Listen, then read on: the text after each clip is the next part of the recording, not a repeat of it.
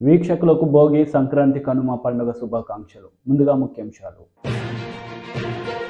ఆంధ్రప్రదేశ్లోని పాలసముద్రంలో నాసిన్ ప్రారంభోత్సవంలో పాల్గొన్న ప్రధాని మోడీ. ఈ సందర్భంగా ప్రసంగం.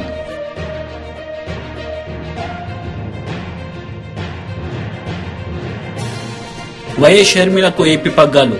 రాష్ట్రంలో ఇంట్రెస్టింగ్ గా మారిన రాజకీయం.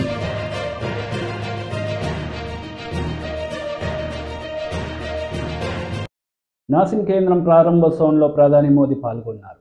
ఈ సందర్భంగా ఆయన నాసిన్ కేంద్రాన్ని ప్రారంభించి ప్రసంగించారు. अध्यात्म, राष्ट्र निर्माण और सुशासन से जुड़ी हमारी विरासत का प्रतिनिधित्व करता है।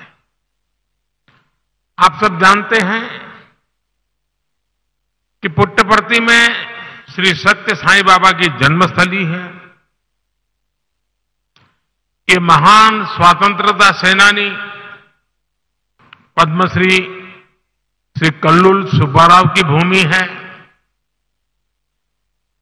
प्रसिद्ध पपेट्री आर्टिस्ट दलाभाई चलापति राव को इस क्षेत्र में ने नई पहचान दी है। इस धरती से विजयनगर के गौरवशाली राजवंश के सुशासन की प्रेरणा मिलती है। ऐसी प्रेरणादायी जगह पर नैसीन का यह नया कैंपस बना है। मुझे विश्वास है ये कैंपस गुड गवर्नेंस के नए आयाम गढ़ेगा, देश में ट्रेड और इंडस्ट्री को नई गति देगा। साथियों, आज तिरुवल्लुवर दिवस भी है। संत तिरुवल्लुवर ने कहा था, उरु पोरुलम उल्गु पोरुलम तन मोन्नार तिरुपोलम वेंदन पोड़ू, यानी राजस्व के रूप में प्राप्त राजकीय कर और शत्रु से जीते हुए धन पर राजा का ही अधिकार होता है। अब लोकतंत्र में राजा तो होते नहीं, राजा तो प्रजा होती है और सरकार प्रजा की सेवा का काम करती है। इसलिए सरकार को पर्याप्त राजस्व मिलता रहे, उसमें आपकी बहुत बड़ी भूमिका है।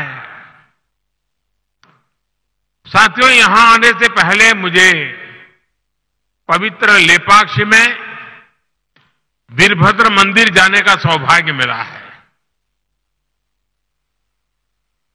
मंदिर में मुझे रंगनाथा रामायण सुनने का अवसर मिला। मैंने वहां भक्तों के साथ भजन कीर्तन में भी हिस्सा लिया। मान्यता का है कि यहीं पास में भगवान श्री राम का जटायु से संवाद हुआ था। आप जानते हैं कि अयोध्या में श्री राम के भव्य मंदिर में प्राण प्रतिष्ठा से पूर्व मेरा 11 दिन का व्रत अनुष्ठान चल रहा है। ऐसी पुण्य अवधि में यहां ईश्वर से साक्षात आशीर्वाद पाकर मैं धन्य हो गया। आजकल तो पूरा देश राममय है, राम जी की भक्ति में सराबोर है। लेकिन साथियों, प्रभु श्री राम का जीवन विस्तार, उनकी प्रेरणा, आस्था भक्ति के दायरे से कहीं ज्यादा है। प्रभु राम गवर्नेंस के, समाज जीवन में सुशासन के ऐसे प्रतीक हैं जो आपके संस्थान के लिए भी बहुत बड़ी प्रेरणा बन सकते हैं। साथियों, महात्मा गांधी कहते थे कि राम राज्य का ఏపీ కాంగ్రెస్ అధ్యక్షురాలిగా వైఎస్ షర్మిలను కాంగ్రెస్ అధిష్టానం నియమించింది. ఏపీ పగ్గాలు షర్మిలకు రావడంతో రాష్ట్రంలో రాజకీయం వేడెక్కింది. ఈ నెల 4వ తేదీన వైఎస్ఆర్టీపీని కాంగ్రెస్ లో విలీనం చేసి షర్మిల కాంగ్రెస్ పార్టీలో చేరిన విషయం తెలిసిందే. దీంతో త్వరలో జరగబోయే అసెంబ్లీ ఎన్నికలు రసవత్తరంగా మారనున్నాయి. ఏపీ పునర్విభజన నాటి నుంచి రాష్ట్రంలో కాంగ్రెస్ కనిపించకుండా పోయింది. ప్రధాన పోటీ వైసీపీ టీడీపీ మధ్య సాగుతోంది. తన పదునైన మాటలతో ప్రత్యర్థులపై విమర్శలు గుప్పించే షర్మిలకు కాంగ్రెస్ పగ్గాలు దక్కాయి. ఇకపై ఆమె తన సోదరుడు సీఎం జగన్ పై ఎలాంటి ఆరోపణలు చేస్తారనేది ఆసక్తిగా మారింది.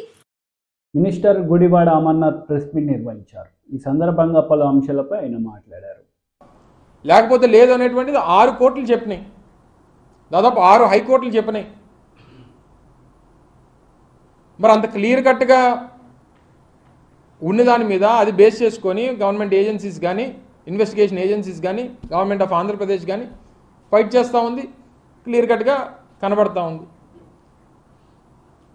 ఈరోజు వచ్చినటువంటి ఈ తీర్పు చూసిన తర్వాత చంద్రబాబు నాయుడు గారు బోన్లో నిలబడి ఇన్వెస్టిగేషన్ ఏజెన్సీకి సంబంధించి కానీ, న్యాయస్థానం ముందు కానీ దొంగలా నిలబడి సమాధానం చెప్పాల్సినటువంటి అవసరం ఉంది. చంద్రబాబు నాయుడు అనేటువంటి వ్యక్తి 52 రోజులు జైలు శిక్ష అనుభవించి వ్యక్తిగతమైనటువంటి ఆరోగ్య కారణాలు, ఇతరితర కారణాలు చెప్పి బెయిల్ మీద ఉన్నటువంటి ఒక దొంగే తప్ప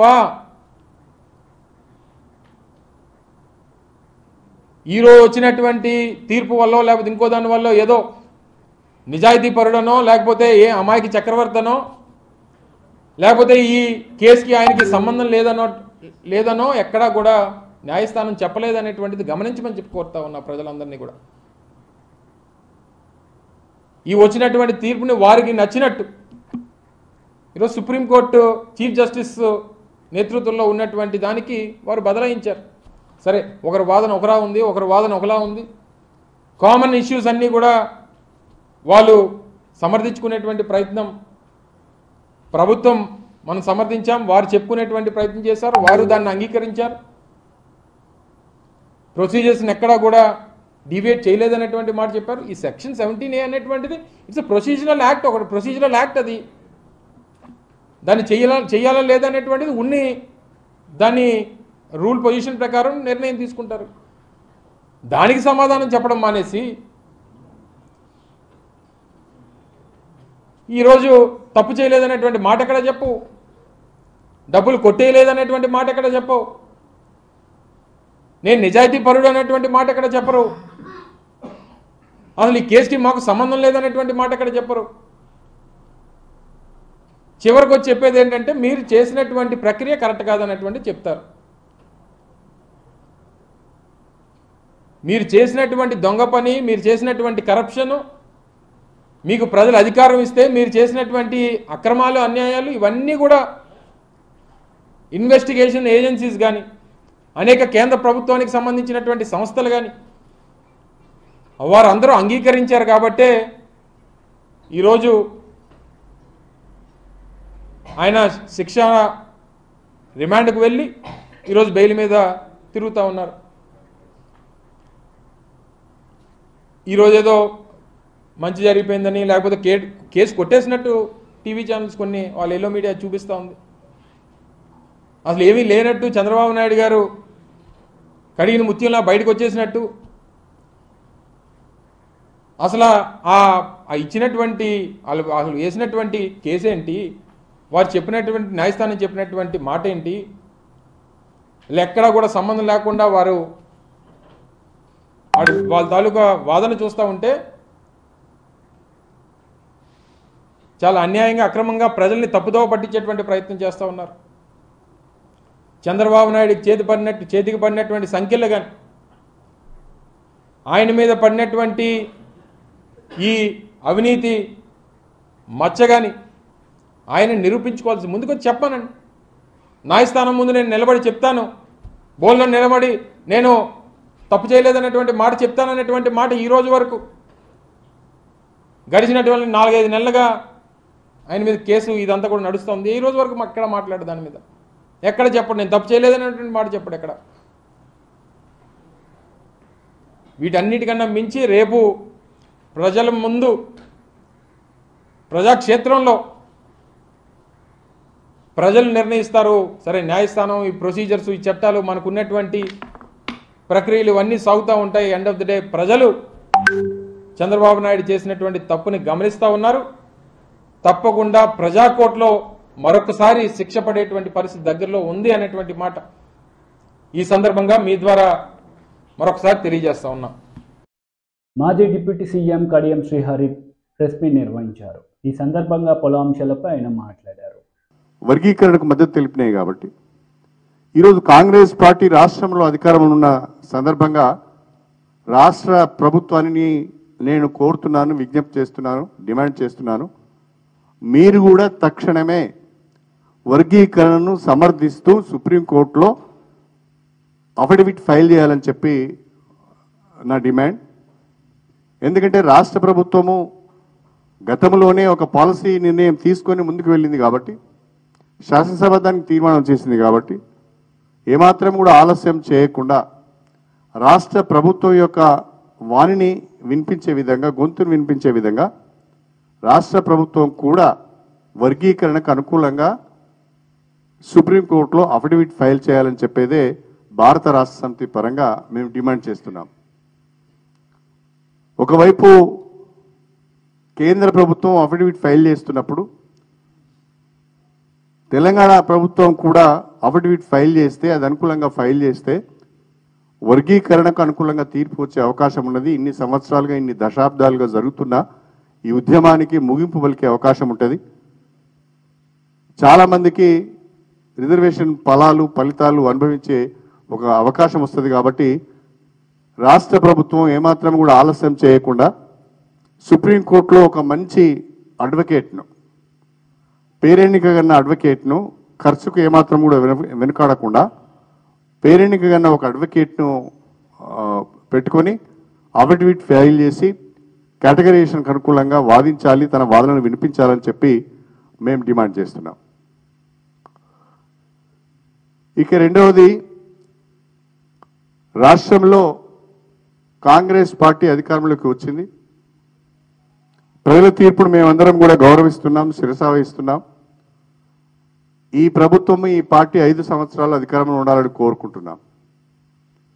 అయితే కాంగ్రెస్ పార్టీ ఎన్నికల మేనిఫెస్టోలో అనేక విషయాలను పొందుపరిచింది. ప్రధానంగా ఈరోజు నేను మాట్లాడేది దళిత బంధుకు సంబంధించిన అంశం మీద మాట్లాడాలని అనుకుంటున్నాను. అందులో ప్రధానంగా గత ప్రభుత్వం, ఆనాటి ముఖ్యమంత్రి కేసీఆర్ నాయకత్వంలో రాష్ట్రంలో, తెలంగాణ రాష్ట్రంలో ఉన్న దళితులందరికీ కూడా ఆర్థిక చేయూతను అందించాలి, వారి ఉపాధి అవకాశాలు మెరుగుపరచాలనే ఉద్దేశంతోనే దళిత బంధు పథకాన్ని ప్రవేశపెట్టడం జరిగింది. ఆ దళిత బంధు పథకం ద్వారా ఒక్కొక్క లబ్ధిదారునికి 10 లక్షల రూపాయల ఆర్థిక సాయం చేయాలని, లబ్ధిదారునికి నచ్చిన లేకుంటే వచ్చిన పని ఆయన చేసుకునే విధంగా, యూనిట్ను కూడా ఆయనే సెలెక్ట్ చేసుకునే విధంగా వెసులుబాటు కల్పిస్తూ, బ్యాంకుతో సంబంధం లేకుండా, తిరిగి చెల్లించవలసిన అవసరం లేకుండా 10 లక్షల రూపాయలు ఆర్థిక సాయం అందించడం జరిగింది. అందులో రెండు విధాలుగా దళిత బంధును అమలు చేశారు. ఒకటి శాచ్యురేషన్ మోడ్లో, ఉదాహరణకు హుజరాబాద్ కాన్స్టిట్యున్సీ కావచ్చు, లేదా రాష్ట్రంలో మరొక 4 మండలాలలో శాచ్యురేషన్ మోడ్లో ఈ స్కీమ్ తీసుకున్నారు. మిగతా నియోజకవర్గాలలో టార్గెట్ మోడ్లో తీసుకున్నారు. అయితే ఈ శాచ్యురేషన్ మోడ్లో తీసుకున్న వాళ్ళు ఈ టార్గెట్ మోడ్లో YCP MP Vijayasai Reddy press meet నిర్వహించారు. ఈ సందర్భంగా పలు అంశాలపై ఆయన మాట్లాడారు. రాజ్యాంగ సృష్టికర్తగా ఈ యొక్క వర్గాలకి ఏ రకంగా ఆర్థికంగా, రాజకీయంగా, సామాజికంగా మిగతా సామాజిక వర్గాలతో సమాంతరంగా అభివృద్ధి చెందేదానికి ఎలా రాజ్యాంగాన్ని రూపొందించాలో అలా రూపొందించి 75 సంవత్సరాల తర్వాత కూడా ఈ యొక్క రాజ్యాంగం భిన్న మతాలు, భిన్న సంస్కృతులు, భిన్న కులాలు, భిన్న మతాలు ఉన్నటువంటి ఈ యొక్క భారతదేశంలో ఈ రోజు కూడా వ్యవస్థలన్నీ సక్రమంగా పనిచేస్తున్నాయి. కార్యనిర్వాహక వ్యవస్థ కానీ, న్యాయ వ్యవస్థ కానీ, శాసన వ్యవస్థ కానీ అన్ని వ్యవస్థలు చక్కగా పనిచేస్తున్నాయనంటే అది ఆ రాజ్యాంగ సృష్టికర్త బాబాసాహెబ్ అంబేద్కర్ గారి ఆ యొక్క క్రెడిట్ ఆయనకే దక్కుతుంది. మీరందరూ బాధ్యతతో మన గౌరవ ముఖ్యమంత్రి బాబాసాహెబ్ అంబేద్కర్ గారి మీద ఉన్నటువంటి అభిమానంతో తన బాధ్యతను తన భుజస్కంధాల మీద వేసుకొని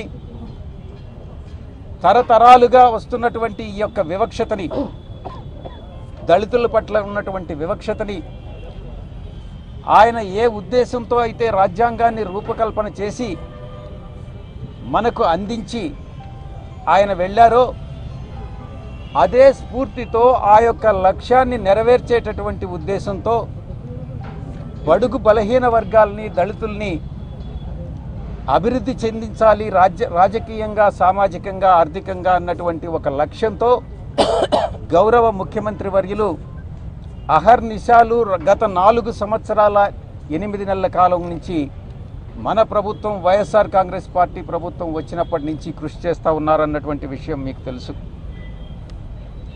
పేదల పట్ల మన గౌరవ ముఖ్యమంత్రి శ్రీ జగన్మోహన్ రెడ్డి గారికి ఉన్నటువంటి మమకారం, బడుగు బలహీన వర్గాలను పైకి తీసుకురావాలన్నటువంటి ఆకాంక్షతో ఈ యొక్క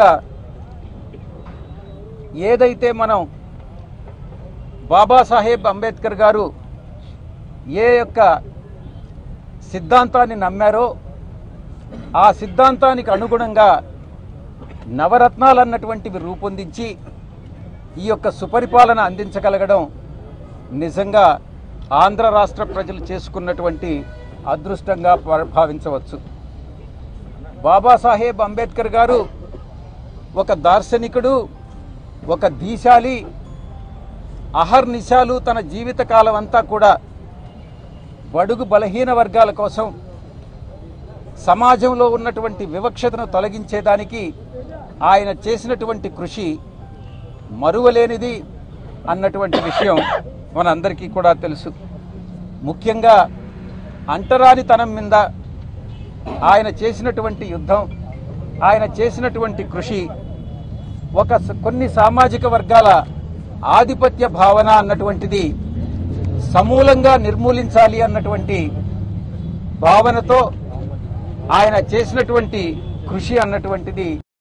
BRS leader GVL Narasimha Rao media సమావేశం నిర్వహించారు. ఈ సందర్భంగా పలు అంశాలపై ఆయన మాట్లాడారు. వారికి ఇంకా అనేక మంది, వీరందరికీ కూడా ప్రత్యేకమైనటువంటి, ఎందుకంటే ఇది ఒక వ్యక్తి తలుచుకుంటే జరిగే పని కాదు. నిన్న సుమారుగా సంక్రాంతి పండుగ రోజు జనరల్గా విశాఖపట్నంలో ఎవరో ఉండరండి, మీరు చేసిన పెద్దగా ఫలితం ఉండదు అన్నారు. ఉన్నవాళ్ళు వస్తారండి అని చెప్పి నిన్న సుమారుగా 1,00,000 మంది విశాఖపట్నం ప్రజలు 1,00,000 మంది వరకు వచ్చారని చెప్పి అంచనా. ఈ ప్రాంగణానికి చక్కటి పల్లె వాతావరణం సృష్టించి ఈ వాతావరణంలో మరి ఒక అద్భుతమైనటువంటి సాంస్కృతిక కార్యక్రమాలను ఏర్పాటు చేయడం జరిగింది. ఈ కార్యక్రమాలను వీక్షించడానికి ప్రత్యేకంగా కేంద్ర న్యాయ మంత్రి అర్జున్ రామ్ మేఘ్వాల్ గారు మొన్న ఇక్కడికి ప్రాంగణానికి విచ్చేసి ఆయన చేతుల మీదుగా భోగి పండ్లు పోసే కార్యక్రమం చేయటం జరిగింది. ఆయన మన యొక్క సంప్రదాయాన్ని చూసి మంత్రముగ్ధుడై ఇటువంటి సంప్రదాయం నేను ఇంకెక్కడా చూడలేదని చెప్పి వారు, ఆయన కల్చర్లో మినిస్టర్ ఆఫ్ స్టేట్గా కూడా ఉన్నారు, కేంద్రంలో సాంస్కృతిక శాఖ సహాయక మంత్రిగా ఆయన ఇటువంటి కితాబ్ ఇవ్వటం జరిగింది. సో అటువంటి మంచి కార్యక్రమం చేయటం మాకెంతో ఆనందాన్ని ఇచ్చింది. ఈరోజు కార్యక్రమాలను పొడిగించడానికి కారణం, నిన్న చాలామంది ఇక్కడికి వద్దామని ప్రయత్నం చేసి రాలేకపోయారు. ఇక్కడ ట్రాఫిక్ జామ్ అయిన కారణంగా 1,00,000 మంది ఒక ఆంధ్ర యూనివర్సిటీ గ్రౌండ్స్లోకి వస్తే ఖచ్చితంగా ఆ పరిస్థితి ఏర్పడుతుంది. సో అనేక మంది మేము రాలేకపోయాం, బాగా జరిగిందని తెలుసుకుందామంటే వారి కోసం ఈ రోజు కూడా ఈ కార్యక్రమాన్ని పొడిగించడం జరిగింది. ఈ రోజు సాయంత్రం కూడా అత్యద్భుతమైనటువంటి సాంస్కృతిక కార్యక్రమాలు, సంప్రదాయ నృత్యాలు మరి అందరినీ మైమరిపించేలా ఏర్పాటు చేయడం జరిగింది. ఈ రోజు కార్యక్రమాలను వీక్షించడానికి సుమారు కనీసం 5 నుంచి 10 మంది పార్లమెంటు సభ్యులు ఈరోజు ఇక్కడ ఈ ప్రాంగణానికి సుమారు 5:30 గంటల నుంచి బహుశా 7-8 వరకు ఇక్కడ ఉండే అవకాశం ఉంది. కనీసం 5, 10-12 మంది వచ్చిన ఆశ్చర్యం లేదు. అంతమంది నుంచి నాకు ఆల్రెడీ కన్ఫర్మేషన్స్ ఉన్నాయి. ఇది కాకుండా అనేక మంది ప్రముఖులు, నేను జిల్లా అధికారులను కూడా ఆహ్వానించడం జరిగింది. కమిషనర్ ఆఫ్ పోలీస్ కూడా వస్తానని నాకు ఉదయమే కన్ఫర్మ్ చేశారు. సో ఇతర అధికారులను కూడా మళ్ళీ పిలిచే ప్రయత్నం చేస్తాను. ఎందుకంటే ఇది రాజకీయాలకు అతీతంగా, దీనిలో రాజకీయం ఎక్కడా లేదు. అందుకే కొంతమంది ఎందుకు మీరు పార్టీ పరంగా చేయట్లేదంటే, పార్టీ పరంగా చేసేది పండుగ, ఇది పండుగ కాదు. అయోధ్య రామ మందిరంలో ప్రధాని నరేంద్ర మోదీ గారు ప్రాణ ప్రతిష్ఠ చేస్తున్నారు అంటే ఆయన దేశ ప్రధానిగా చేస్తున్నారు. అది ఒక పార్టీ నాయకుడిగా చేయటం లేదు. అదేవిధంగా సంక్రాంతి అన్నది ప్రజల పండుగ. ఇది అందరికీ, ఇందులో అందరూ ఆహ్వానితులే. కానీ దీనిలో స్వాభావికంగా మరి మా పార్టీ నుంచి అనేక మంది వచ్చి, ఈ జిల్లా నుంచే కాదు, శ్రీకాకుళం, విజయనగరం, అనకాపల్లి, దూర ప్రాంతాల నుంచి, సాధారణంగా వైజాగ్ నుంచి అందరూ బయటికి వెళ్ళిపోతారు అన్నటువంటి ఒక ఆలోచన ఉండేది. ఈసారి పక్క జిల్లాల నుంచి కూడా విశాఖపట్నానికి ఈ మహాసంక్రాంతి సంబరాలు మా టీం జీవీఎల్ నిర్వహించిన చూడటానికి అనేక మంది రావటం జరిగింది. నిజంగా చాలా సంతోషాన్ని ఇచ్చింది. మా జిల్లా అధ్యక్షులు మేడపాటి రవీంద్ర గారు కూడా. వార్తలు ముగించే ముందు ముఖ్యాంశాలు మరోసారి. ఆంధ్రప్రదేశ్లోని పాలసముద్రంలో నాసిన్ ప్రారంభోత్సవంలో పాల్గొన్న ప్రధాని మోడీ. ఈ సందర్భంగా ప్రసంగం.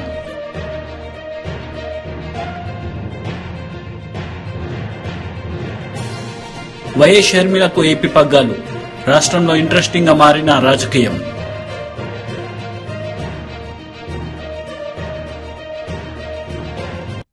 ఈ వార్తలు ఇంతటితో సమాప్తం. తిరిగి ప్రసారమయ్యే వార్తలు మళ్ళీ కలుద్దాం. అంతవరకు సెలవు. నమస్తే.